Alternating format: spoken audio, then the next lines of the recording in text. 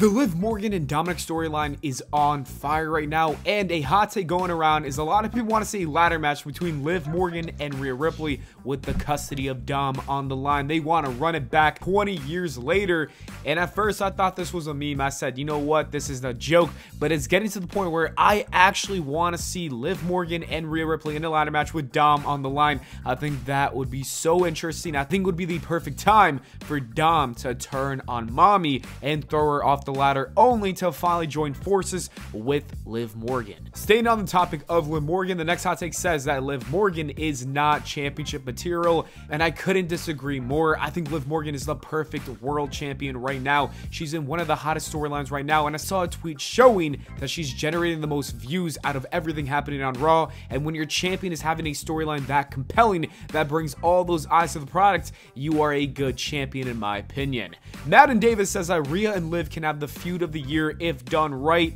and there's a potential for that, but I just don't think it's going to beat The Rock and Cody Rhodes with Roman Reigns. That storyline was so interesting, and I also think that Drew McIntyre versus CM Punk is going to be better, but I could see Rhea and Liv, you know, being up there in the top 4, top 5. You also have the Sami Zayn, Chad Gable, and Otis storyline, which is really fun as well, but I do think that Liv and Rhea could be in the top 5. The next hot take says that Hunter planned all the We Want Cody shenanigans, and The Rock knows it. I don't really know about this one, but it could potentially be the reason why the WrestleMania documentary from this year has been delayed. Maybe The Rock does understand what happened and he got rocked by Hunter at the end of the day. Who knows? It's a good conspiracy theory, and we might have to go and look into it in a video in the future. Speaking of Hunter, Pepperboy says that Triple H is fumbling the ball, I think they mean bag, with LA Knight, and I agree with this hot take. What is Triple H doing? I know that LA Knight is finally going to compete with Logan Paul for the US title, most likely at SummerSlam, but you've waited almost over 2 years when this guy has been on fire with the crowd behind his back. Like, come on, make this guy the world champion. Give him the Money in the Bank briefcase. Staying on LA Knight, this hot take says that LA Knight is a Mr. Kennedy 2.0 with a catchy theme song. I disagree with this hot take. I think LA Knight is so much better than Mr. Kennedy. He just feels cooler. He's got a better look, and also he's a better in-ring competitor in my opinion. I think LA Knight is a lot better than Mr. Kennedy and is world championship material, and I just don't see the same with Mr. Kennedy. Not Me 116 says that Braun Breaker should be the next Paul Heyman guy.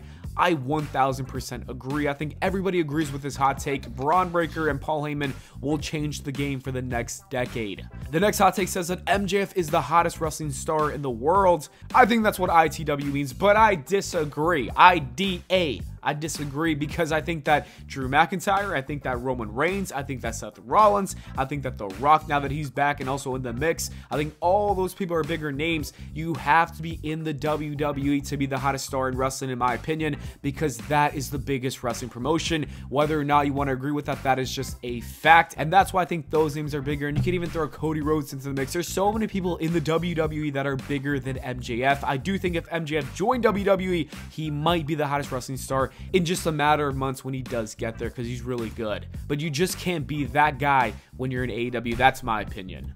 The next hot take says that Drew McIntyre is currently the best effing thing in the company, and I do want to say that's kind of true. Drew McIntyre is killing it right now. There's so many good things in the WWE. The Liv and Dom thing is a lot of fun. You got Otis and Chad Gable, which is also really good stuff, and Drew's up there for sure. When CM Punk comes back, I think Drew's gonna be even better, because Drew McIntyre roasting CM Punk is just one of my favorite bits in WWE. Speaking of Drew, Christian says that Drew should have won the championship at WrestleMania. He did, even though it was only for 5 minutes, but he did technically win.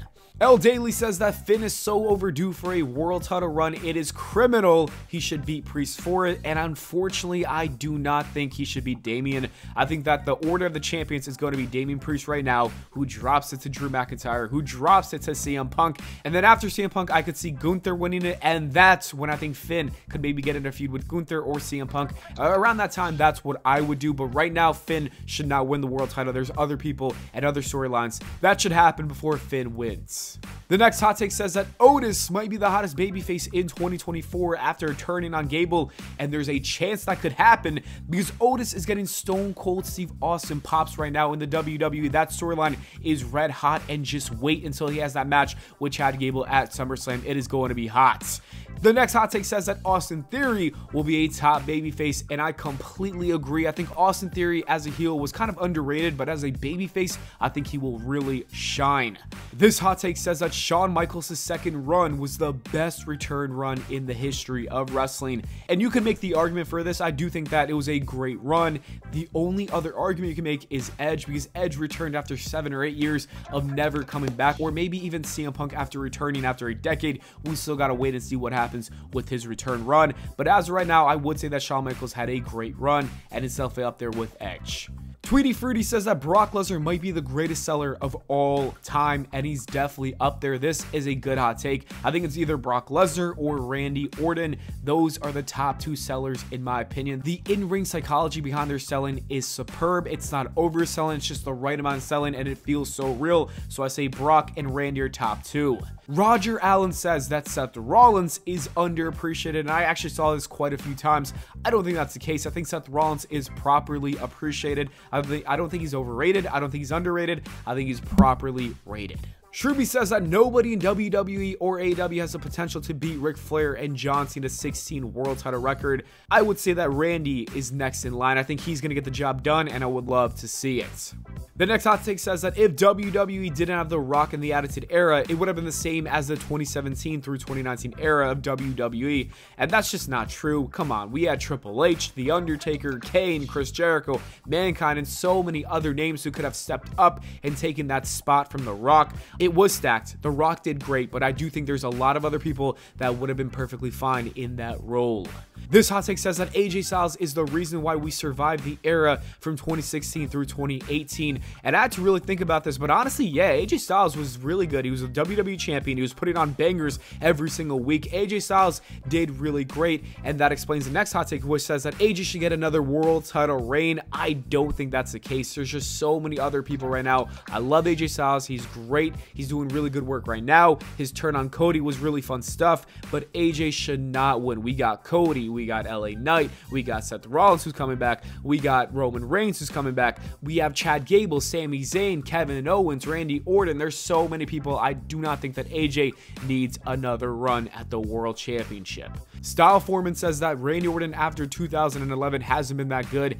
I don't think this is the case. Like, if you really think about it, Randy Orton after 2011 was kind of fire. Like, the 2013 run the guy had with the Authority against Daniel Bryan was so much fun. Then you had the whole storyline with the Wyatt family, which I thought was really great stuff. And then in 2020 and 2021, he was with Matt Riddle. I think Randy has done great stuff after 2011, and the man is still not washed, but he does need to win some matches. Ricky says that KSI and Logan Paul should have a tag team match at some point. I agree. I think they should have had a match at WrestleMania this year, actually, against Kevin Owens and Randy Orton. That would have been a lot of fun. It would have got a lot of eyes on the product, but I can see maybe WWE not giving KSI that match because he's not trained in the ring. But if ever does train, I do want to see those two versus Kevin Owens and Randy Orton. That would be a lot of fun. The next hot take says that the Uncle Howdy hype is dying down. He should have debuted at King and Queen of the Ring.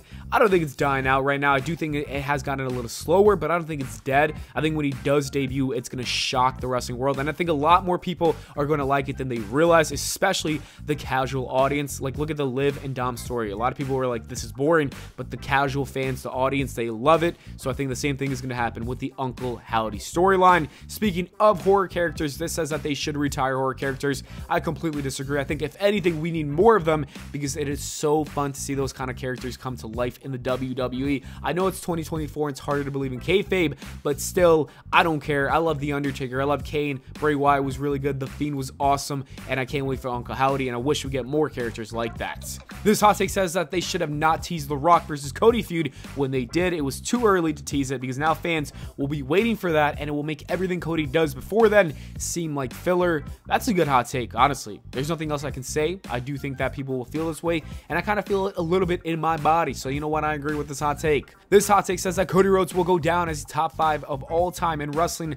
I don't think that's the case, but let's see. You never know. Never say never in the WWE. Cody could have the greatest WWE championship run, put on the best matches, have another 3 or 4 reigns. Who knows? We got to wait and see. But I don't think that's the case, but I'm going to wait. That's what I'm going to say. This says that Roman Reigns should take the title back from Cody. Having him lose it at Mania was a bad decision in the first place. I don't really mind with Cody being the champion right now. I just think he needs a better storyline. And I think the story with AJ just took things to the next level. That's going to be a lot of fun. And I think the feud with Randy is also going to be fun. And I also could see Uncle Howdy going after Cody. So right now, he's got some things cooking up. I think it's going to be a good run. I don't think that Roman should win it back per se. I think Roman's got to deal with the bloodline. That's more important right now. And the last hot take says that Benoit should be a Hall of Famer. No, just no. I think that's when we got to end the video. Anyways, that is it for the video, guys. Thank you so much for watching. I hope y'all enjoyed. If you did, please make sure to leave a like and subscribe for more. And I'll see you all in the next video.